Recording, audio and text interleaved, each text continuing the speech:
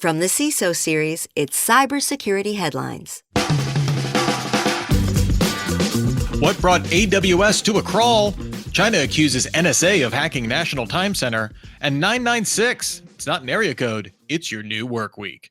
These are some of the stories that we have selected from this past week's cybersecurity headlines, and we are now looking forward to some insight, some opinion, and indeed some expertise from our guests, David Cross, CISO at Atlassian, and Montez Fitzpatrick, CISO at Navis, both veterans of the Week in Review. Glad to have you both here on this, our last Week in Review show. Thank you both for being here. I can't wait to get into the news.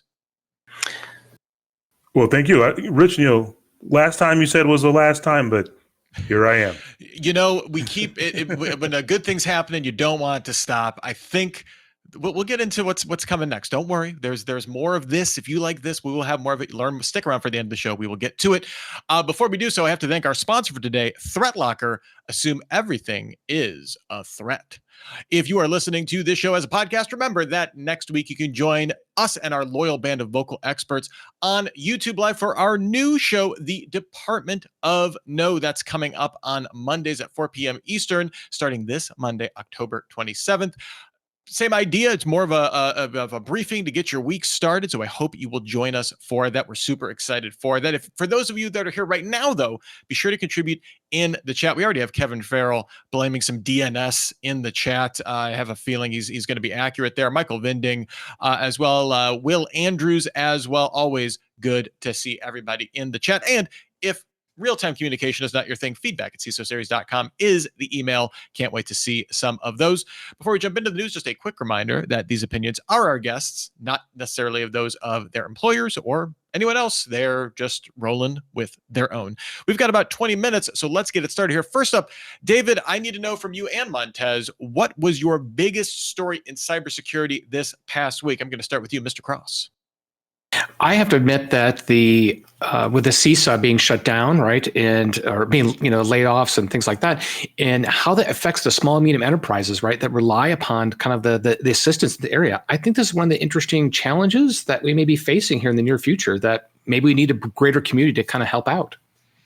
Yeah, and we've definitely seen, I'm thinking of Craig Newmark has done some stuff with this, with civil organizations and stuff. I mean, of many, but yeah, something maybe more organized to step up into that gap here. Montez, for you, what was the biggest story in cybersecurity this past week? Can I say ditto?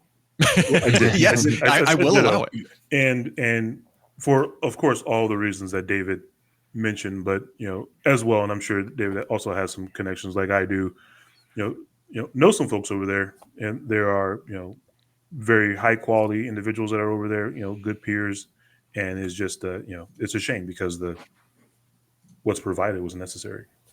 Yeah, and I always like to say civic minded too, right? Like you're not working for CISA because it's the best paycheck you can get. Benefits are probably pretty good, but people that are very mission focused, right, usually are kind of drawn to those roles, or especially as you get kind of in the upper echelons of leadership there. So yeah, definitely, it's easy to forget the actual people that impacts as opposed to the scope, of how this will impact the industry. So thank you for bringing that into focus, Montez. I appreciate that. Well, the one thing we do know, it wasn't DNS that's causing that. So I'll leave it at that. You know what? You found the silver lining, because we cannot say the same for AWS this past week. DNS race condition brought AWS to a crawl last Monday. This was a story that caught everybody's eye. When AWS goes down, it tends to be, bringing most SaaS apps with it seems like. And it turns out the cause of this most recent outage was a DNS failure, specifically a race condition in DynamoDB's automated DNS management system that left an empty DNS record for the service's regional endpoint. Oops. I mean, we've all had bad days, and even a large player every large player that's been in this category has made a similar mistake at upgrade or coding or something like that, and things just tend to go kablooey. I'm curious, though, given the scale of these types of outages, specifically for AWS East 1, how do you feel about the solidity of the global internet ecosystem? Montez, what are your thoughts on this?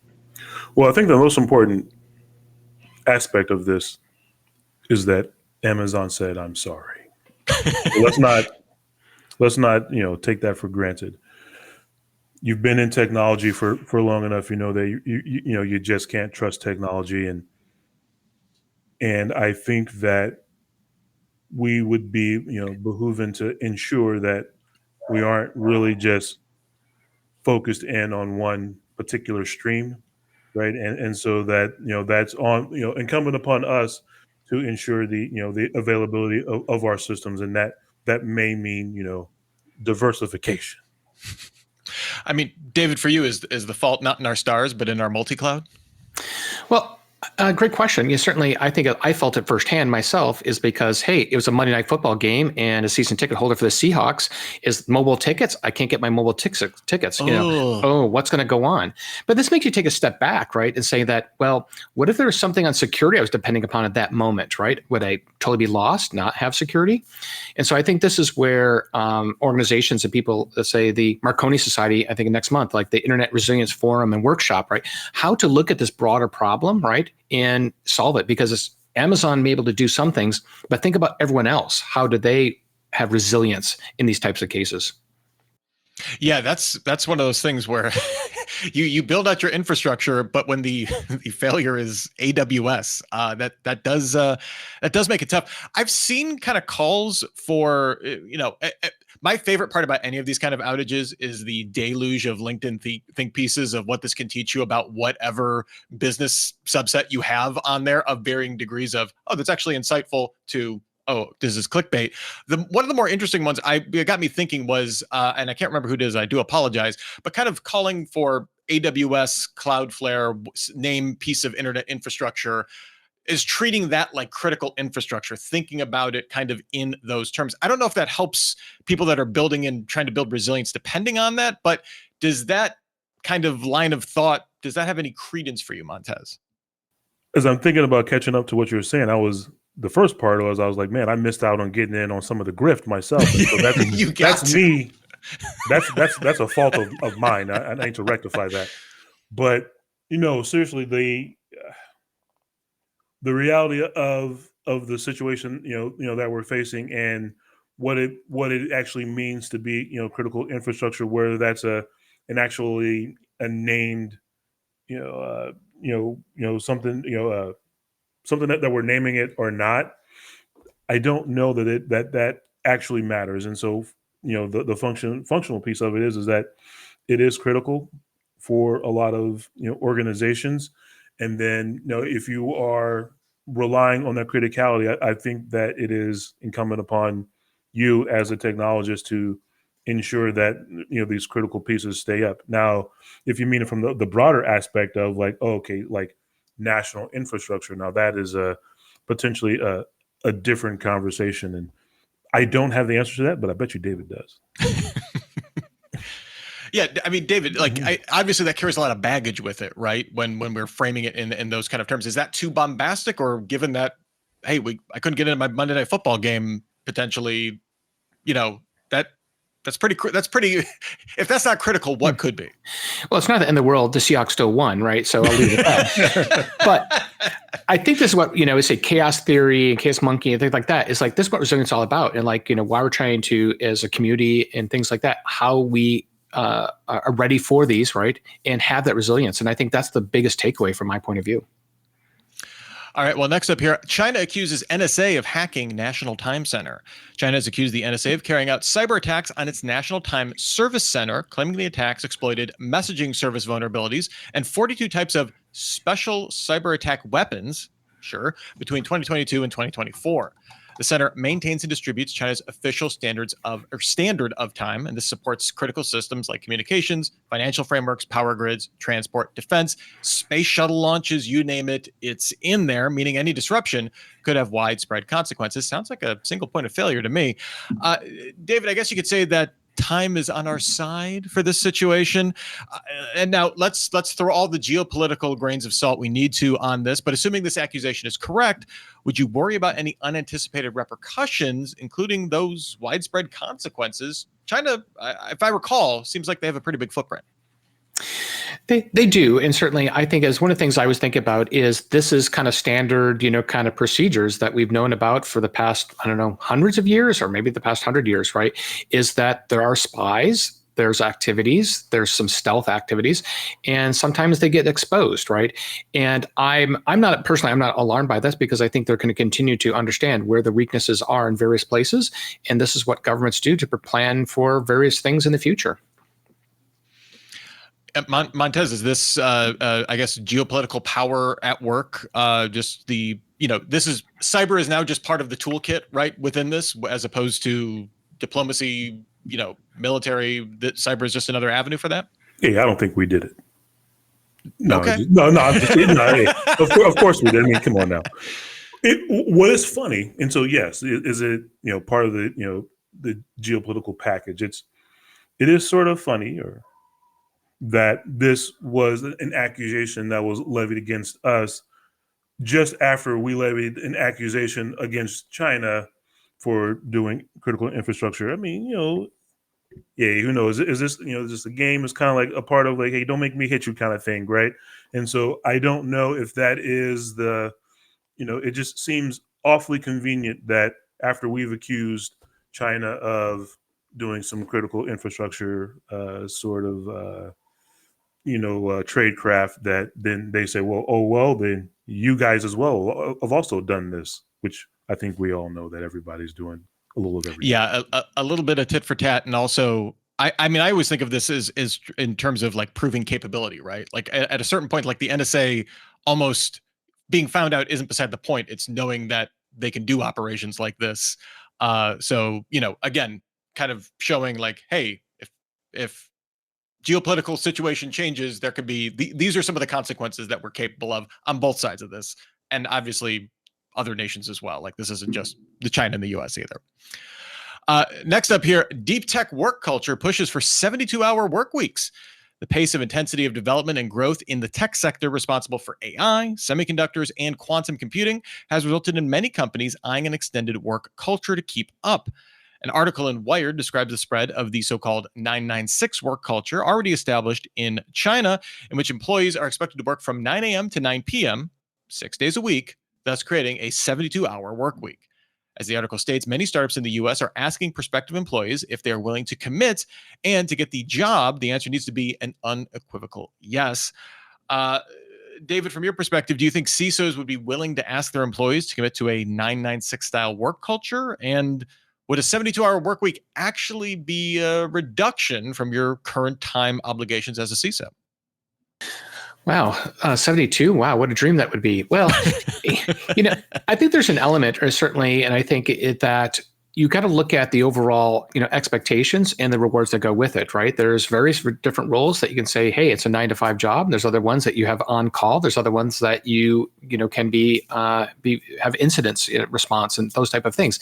And I think that the most important is you make a choice, right, on what you want from a work-life choice, right? Not work-life balance, but saying that, hey, this is these rewards just that I can get for being on call, 5 weeks a month, or it's an element is that, no, I don't want to have that. And hey, there may be lower compensation with that. And certainly I think it leads to, I think it was yesterday's Wall Street Journal, where it's talking about, the people in AI saying, hey, you're working the 100-hour work weeks, right? But maybe you'd be getting $1 million bonuses. Well, you can make a choice. Is the 100-hour work week worth $1 million bonus or not? So Montaz, are you up for the 1 million, or no, you're 9 to 5? Well, I would say, a 12-hour work week on college football Saturday is heinous work. Let's just say that off the jump. But, there's a risk reward. If you are duly compensated for the extra time and that, that matters to you, especially, you're maybe a young gun such as myself, right? Just to, that would be, willing to, do that for a bit of time for just reap some reward. But I think the overall sense of it, unless you are entrepreneurial in spirit, right? That's not just something that can be really tractable. That's just not. You can't do that for an extended period of time. You're going to burn out. Yeah, I was going to say, we always talk about SOC burnout and stuff like that, and certainly there are a lot of things that go into that, but I can't imagine a 12-hour workday, 6 days a week is like going to make that better. Admittedly, there are some other things you could do in there to, I'm not saying just time alone is going to lead to burnout, but Steve, I'm curious if you have any thoughts. Our producer, Steve Prentice, jumping in. Yeah, this burnout thing. I mean, it sounds interesting to have a nice big paycheck for doing that kind of work for a while, but how does that affect long-term strategy for an organization if you're going to have a churn of people who just can't handle this for more than a 6-month period? It seems like it's playing with fire with regards to having a reliable group of people to maintain your organization.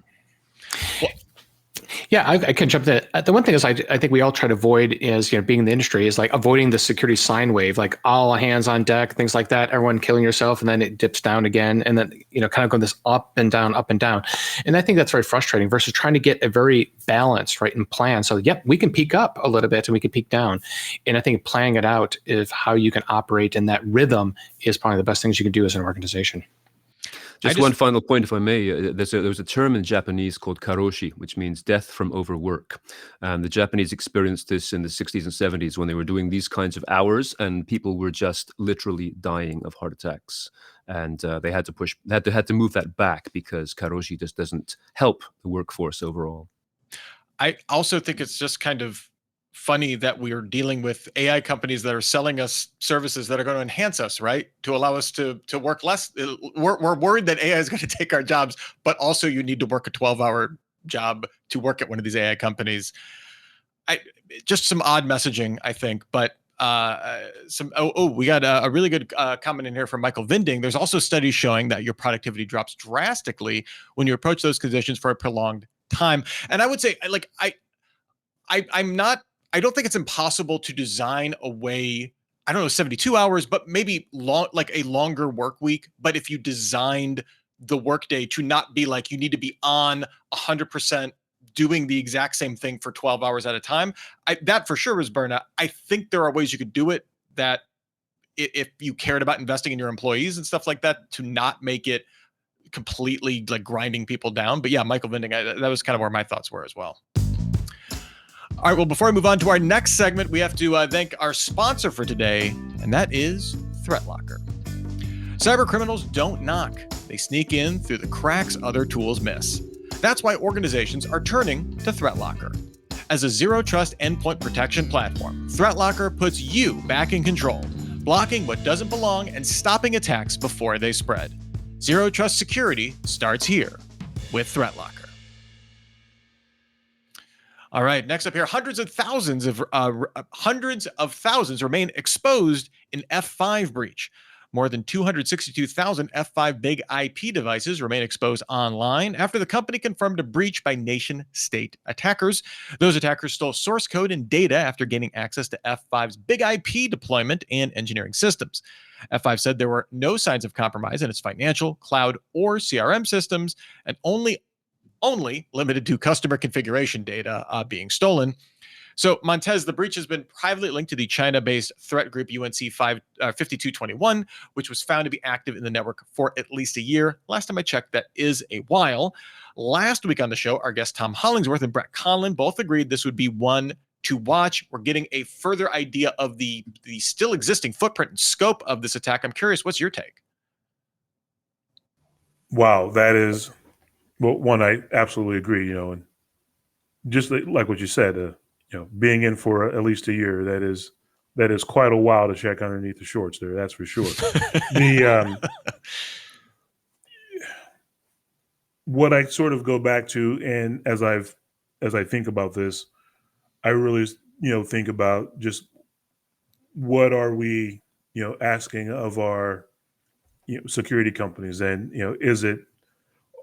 are what we're asking, is it appropriate? The level of, the scrutiny and the level of, be up and just what, are we asking them to solve a problem that is maybe a bit beyond, where their current resources are? And if that is the case, as I answer your question with a question, if that is the case, then how do we get, these vendors to where they need to be? Because, F5 is, no small, insignificant, vendor, and certainly there were plenty of mistakes made here. I am certain of it, but being human and all that, and as we know in our business, we have to be right 100% of the time, which is probably nearly impossible.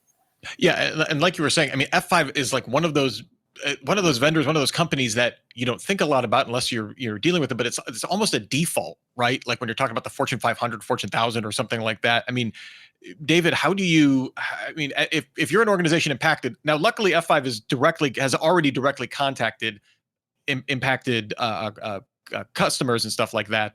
So to me, there is a level of transparency here. I think F5 is not dropping the ball when it comes to comms that we've seen some other hacks and stuff like that. But like, how do you start to kind of wrap your head around this, David?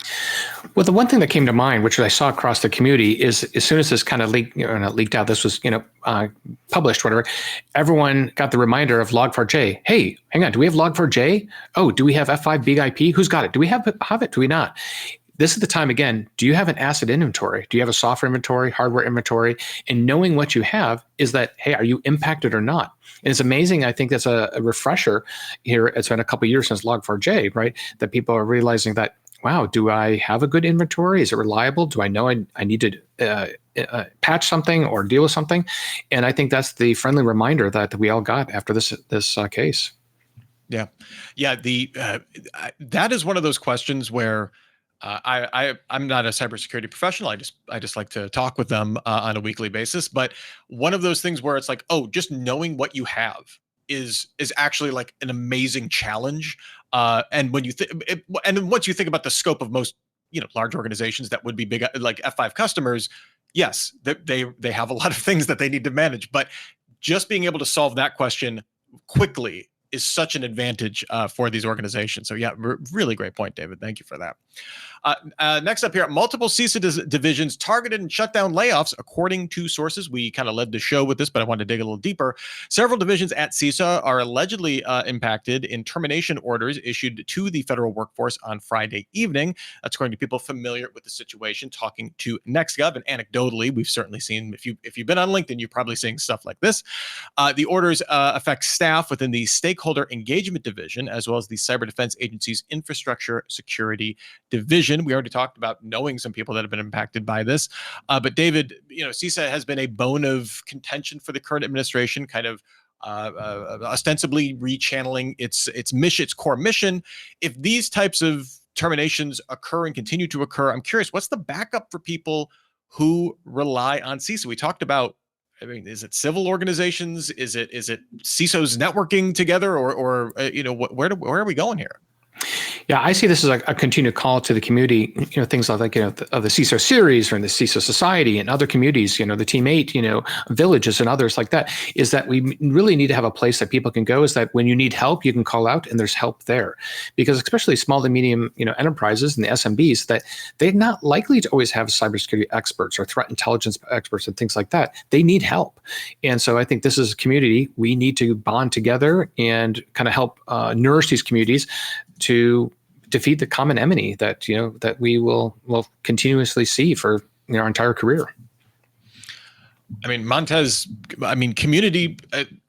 Listen, as working with the CISO series, I'm all for building community and helping that. Is that, I guess, enough given kind of the breadth that CISA had taken on itself over the last 8 years across 2 different administrations? Well, I think it'll have to be, and because if those roles are no longer filled and that function is no longer done, that is the alternative, and so there are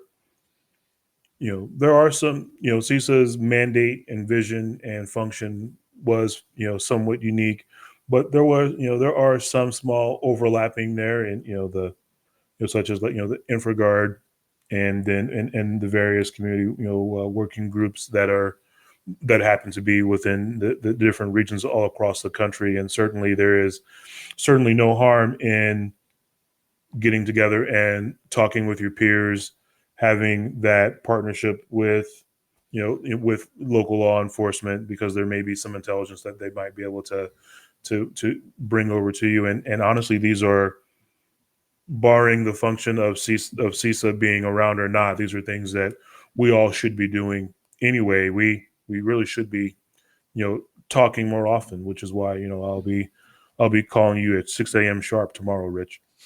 Well, my son is an early bird, so I'll be up on probably my second cup of coffee. So no problems there, Montez. This is what I want to know from our community. Feedback at CISOseries.com. Let us. I'm genuinely curious. Are you following with Montez? Are you working with local law enforcement, doing those community building efforts? There's a lot of support. I don't even want to call them support organizations, but networking organizations, information sharing organizations. Like, what are you doing? Is there just a killer Slack group that we all need to be part of? If so, send us the invite. Feedback at CISOseries.com. That's what we need to know. Real quick, I want to get on this story because it is the awesomest story of the week. We got to just give it some love here. Laser auto cyber attacks emerge. That's not me mush-mouthing it. Those are actual words that mean something. Researchers in France have developed a new chip to defend against laser fault injection attacks targeting automotive microcontrollers. Let's let those words sink into your brains for a second. The chip adds an insulating oxide layer that makes it harder to manipulate circuits with focused laser beams, frickin' laser beams, if you will, including attacks that can flip bits or bypass authentication. It also improves cost efficiency and helps automakers meet global cybersecurity standards. We've heard about bit flipping. You talk about like row hammer attacks on, on more consumer level hardware and that kind of stuff. We obviously need this kind of research. Is this anywhere on your risk radar, David, for you? Like worrying about bit flips from lasers in your car? Absolutely. Now, after the pre-show, getting ready here and listening to Montaz, like how he got the Tempest shielding, right, from Brabus on his ride. So I'm like, oh, I'm down with that, right? That's the only way to go, right? Exactly. But at the same time, we've heard about Rowhammer and other things for many, many years. But just like it's all like a Spectrum meltdown, right? Have we really seen this happening, right? It's possible. It's technically possible, but it's like winning the lotto or the mega play or Powerball. I don't think we need to all get the Brabus customization like Montaz. I think we're cool where we are today. Yeah, I don't think this is going to lead to another like Kia, Hyundai, like being able to everybody stealing cars, right? Shooting laser beams at microcontrollers. Montez, I mean, your ride's safe, right? Absolutely. No, that is, the conditions for this, right, were obviously very controlled. In a lab, the conditions, everything was well known. But I think what really underscores here is the fact, and you talked about it before with the Kia Hyundai, is that these what it illustrates is the side channel attacks, right? And I think security professionals, we don't necessarily forget about that, but sometimes we sort of put it to the side, and with the necessarily I have to think about reapplying the Tempest shielding, and right, things like that. So it is something that should be illustrative of our own environments, just as like, this doesn't apply, but there is a lesson here, and there is something about side channel that we need to also make sure that we pay attention to. I like Schmooze in our chat. This auto protected by mirrored Faraday cage. Love it. I think that might impact your gas mileage, Schmooze. That's the only thing I'm going to say. But and Kevin Farrell, I will not speculate on the effectiveness of your radar detector laser jammer that you allegedly had installed in your vehicle. We don't want to get you in trouble, Kevin. So we'll be cool about that if you're going to be cool about it. All right. Research purposes only. Exactly. Well, thanks to everybody that got involved in our chat. I'm talking, I already mentioned Smooze, Kevin Farrell, Will Andrews, pointing out also, by the way, I love this comment when we're going back to the knowing what you have. It's not just inventory for your company, your critical vendors. Hey, that also ties into the AWS story. Will, you're getting it. You're tying it all together. Michael Vinding, just everybody helping make the show a ton of fun. Thanks to everybody being here. And that includes you, David Cross and Montez Fitzpatrick. Thank you both so much for your time here. David, if people want to follow what you're up to on the cyberspace, where should we send them? You can finally find me on LinkedIn, of course, and my travel blog, which everyone loves, davidcrosstravels.com. Oh, fantastic. And Montez, if in our navigations in this next cyber frontier, where would people find you? Finding me at LinkedIn is the best place. And if you do reach out to me on LinkedIn, you'll just let me know where you're coming from. Like how did you find me? Oh, yes, we want to know. Both of you can also be heard on some other CISO series podcasts as well. So if you like what you hear here, search for them on our site and you can find them. I'm sure you've done numerous shows, and it's always fun when you're. I'm looking for my record jacket, right? Going more than 5 times. So yeah. We can't make a jacket that's better than the icon, the burgundy icon that you usually rock on the show, David. So if whenever we can, we will. Thank you both again, and also thank you to our sponsor for today, Threat Locker. Assume everything is a threat. And another big, huge thank you to our audience today. We always can't get every comment up on the screen. You got to bring a mirrored Faraday cage. That's the standard of comment that we demand on this show. But thank you all for joining us, for being here. It's a ton of fun. Remember, feedback at CISOseries.com. I want to know where are you turning if CISA is no longer able to kind of operate at the level that it was with staffing or for whatever reason. I want to know, where are you turning as an alternative for that? We will read some of those emails if you join us next week. That is on Monday, this upcoming Monday, the 27th, for our new show, The Department of No, KNOW. So we're going to have the same great guests, same great conversations, but we're going to help you set up your week. It's going to be your Monday briefing to kind of help you contextualize what these stories actually mean for your work ahead. To learn more about that, go to the events page at CISOseries.com. I'm super excited about it. I will be there. I will be the host of that show, and I hope you will join us for the Department of No. In the meantime, you can still get your daily news fix every single day through cybersecurity headlines. Give us about 6 minutes. We'll get you all caught up. For myself, for our glorious producer, Steve Prentice, for Montez and David, and indeed for the entire CISO Series organization, here's wishing you and yours to have a super sparkly day. Cybersecurity headlines are available every weekday. Head to CISOseries.com for the full stories behind the headlines.